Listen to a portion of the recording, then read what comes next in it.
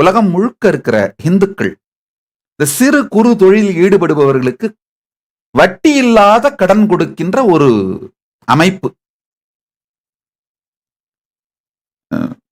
இந்து மதம் சார்ந்து எந்த சேவை பண்றவங்களுக்கும், இந்த கோவில் வெளியில பூ கட்டி விற்கிறவங்க, இல்ல கோவில் பிரசாத ஸ்டால்ங்க நடத்துறவங்க, கோவிலை சார்ந்து தங்களுடைய வாழ்வாதாரத்தை வைத்துக் கொள்ளுகின்ற கோயில் பெருங்குடி மக்கள், நல்லா தெரிஞ்சுக்கோங்கயா, கோயிலை ஒட்டி கடை வைத்து அவர்களுடைய வாழ்வாதாரத்தை நடத்துகிறவர்கள் கூட பெருமானுக்கு சேவை செய்பவர்களே.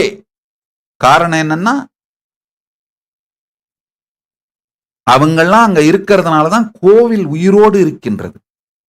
கோவில் பெருங்குடிகள்னு ஒரு 18 குரூப் கோவில்ல பூஜை புனஸ்காரங்கள் செய்து திருமேனி தீண்டுகின்ற சிவாச்சாரியார்கள் அவங்க, அடுத்து கோவிலை நடத்துகின்ற மணியம் பார்க்கிறவங்க, அடுத்து நான் திருவண்ணாமலை ஸ்ட்ரக்சரை சொல்றேன், எனக்கு திருவண்ணாமலை தான் தெரியும் நல்லா, அதனால இப்போ மலை மேல தீபமேத்திர நாட்டார் குலத்தவர்கள், அவங்க கோவில் குடி, கோவிலை சுத்தியே அவங்களுக்கும் வீடு இருக்கும். அதே மாதிரி தேர் புறப்படும் பொழுது பின்பக்கம் கட்ட போடுற அந்த குடிமக்கள், அவர்கள் எல்லாம் இந்த மாதிரி 18 குடி சேர்ந்ததுதான் கோவில் பெருங்குடி.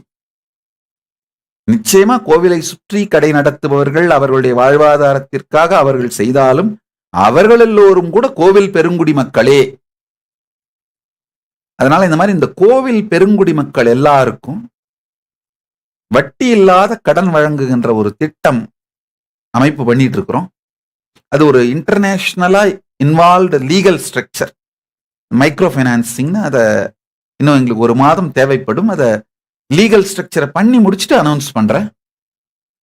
ஆனா இந்த விருதுகள் வழங்குவதற்கு தேவையான எல்லா லீகல் ஸ்ட்ரக்சரும் பண்ணி முடிச்சிட்டோம்.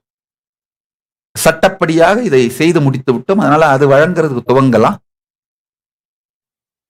இதை பார்க்கின்ற பொதுமக்கள், அன்பர்கள், வேறு ஏதாவது விதத்தில் கைலாசம் இந்துக்களுக்கு சேவை பண்ண முடியும்னு நீங்க நினைச்சீங்கன்னா உங்களுடைய சஜஷன்ஸை இந்த kailasa.org இமெயிலுக்கு அனுப்பலாம். நிச்சயமாக அந்தந்த கைலாசங்களை நடத்துகின்ற அன்பர்கள், சீடர்கள், சன்னியாசிகள் அந்த சஜஷன்ஸை கட்டாயமா யூஸ் பண்ணுவாங்க.